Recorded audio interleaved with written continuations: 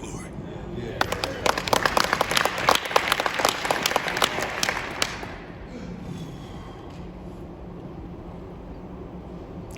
Not bad for a guy that was cut in the layup line in the 5th grade. Never dreamt that I could end up being here tonight, being inducted to the Leroy Purdue University Hall of Fame. But look at God. See, I found out that it's humanly impossible to outdream God's dream and plan and purpose for your life. It's impossible. You can't do it. Because if someone told me I'd be standing here tonight, the night before my 67th birthday, doing this with my family and love mates and teammates and friends, I say, you crazy as hell. But I thank God he is who he is. See, because all my life in the 5th and 6th grade being cut from the basketball team, I would go home and my brothers and sisters say, you can do it. My mom and pop said, you can do it. My dad would say, you have to work for it. You got to want it. Don't let anybody outside this family tell you what you can and cannot do. That stuck with me when I was 12 and 13 years old. So when I got to middle school at 14, I found out I just wanted to be part of a basketball team. I just wanted a uniform. I made the team in the 7th grade because guess what? They had a rule, you couldn't cut anybody. There was 22 players on my basketball team. I was the 22nd best player. The name of my school was Fairfield. I had the uniform, they misspelled Fairfield. It was the comedy squad. You know when we got to play? We got to play at halftime while the fans out getting hot dogs and Cokes and the teams in the locker room getting rest. I was on the comedy squad. But look at God. Look at God. See, when I was 16, I found out that I was already on the greatest team I ever have in my life, and that was Team Jordan. That was Team Jordan. That was my mom and pops who set the standards with my oldest siblings.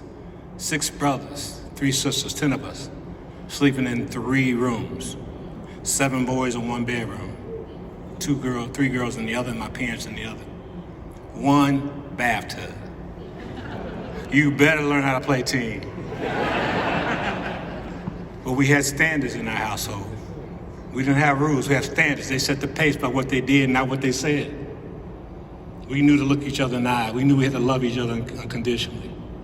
I was thick-skinned because you had to be with 7 boys sleeping in 1 bedroom.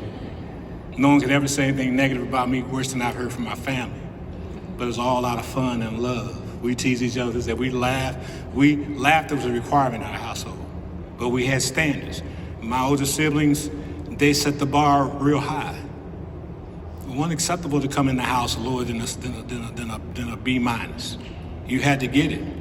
I had 2 brothers and a sister attend Indiana University, so between my junior and senior year, I spent my summer time in Bloomington, so everyone assumed I was going to Indiana University.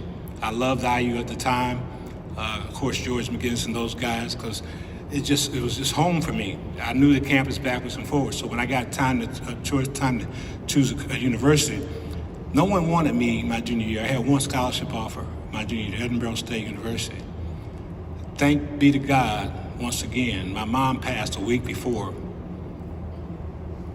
my senior year in high school. We had lost 9 seniors. We had 3 lettermen coming back. No one heard of Northrop High School. It was only 3 years old. School was only 3 years old. But look how God worked. We won the state championship in Indiana High School University high school basketball.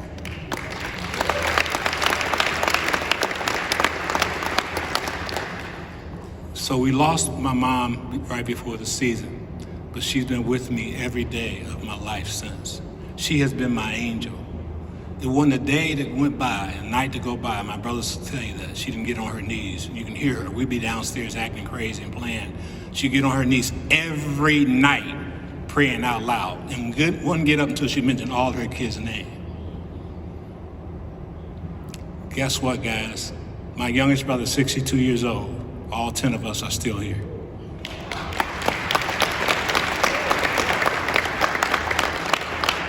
My whole life I wanted to just make my mama proud.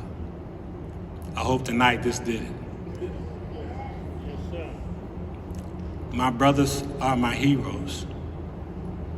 They are flat out my heroes. I'm gonna ask my siblings to stand up, and we please give them a hand for me. But please stand up.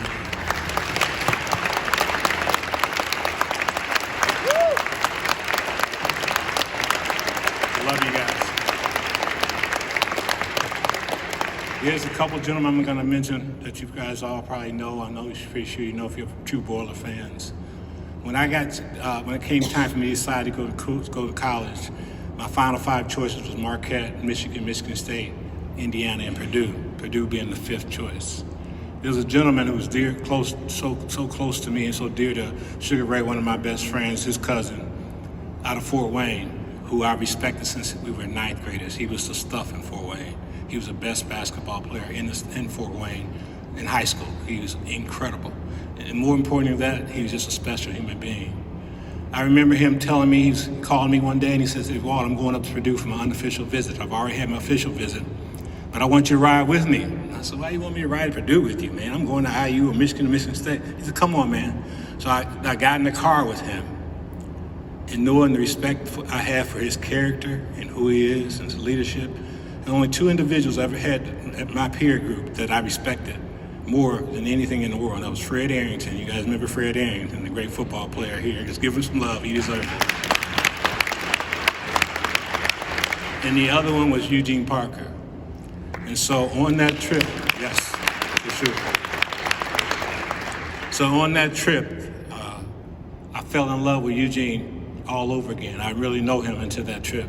When we got to Purdue, my teammates, they'll respect this, because they're all over there. They'll respect this.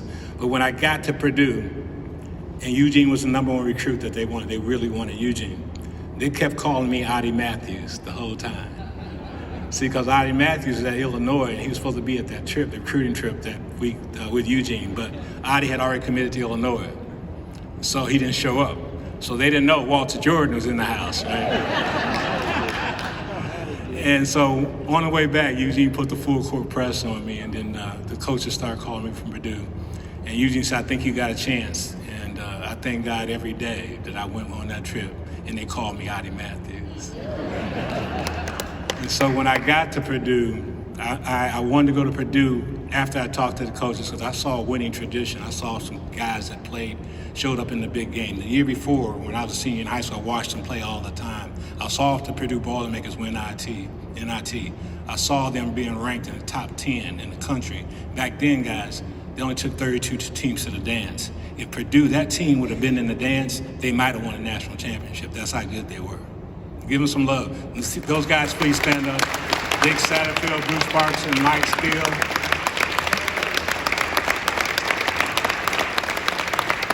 I love you guys. And my managers are here. Doug, Billy, are you here? And Tim, where's Doug at? Please stand up.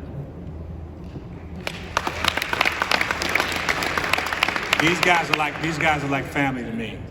Doug and I have been staying in touch for 40 years. I just love these guys. Dick Satterfield's a hit, the lead of the Soul Patrol. Thanks for your leadership. You see, when we got to Purdue, guys, these guys didn't have any egos. They had these 4 freshmen that come here, and we didn't know what the hell we were doing. They caused the Soul Patrol. Some good was going to happen, and some bad was going to happen. We didn't know which one from game to game. But Dick was the guy out there trying to stay the ship. And I'm just so close to these guys. I just love them to death, and I just appreciate you guys for being here and always being here, and your family, and I love you guys. Thank you.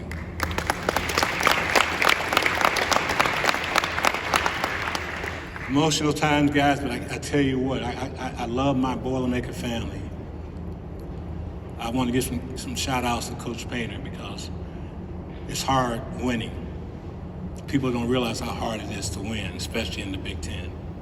So we need to be positive, lift these guys up as much as we can, because so much negatives out here. Everybody want to crash the coach. Just go be better. Just go get better. Let's stick together. Let's go get a victory on my birthday.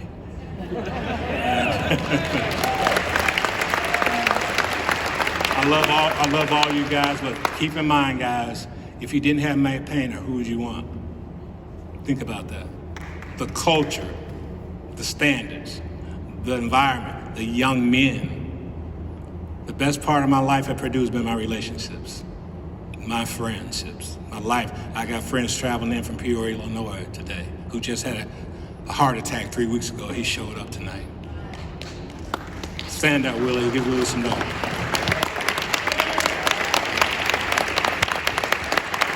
I tried to talk him out of it, but he said, I don't care. Lastly, I want to tell you guys something. 3 days ago, I got a note, an email said that I was going to have 2 minutes to speak. Hell, I'm 67 years old. I ain't going to do nothing in less than 2 minutes. Not even taking a piss. Love you guys. God bless you guys. God bless you guys.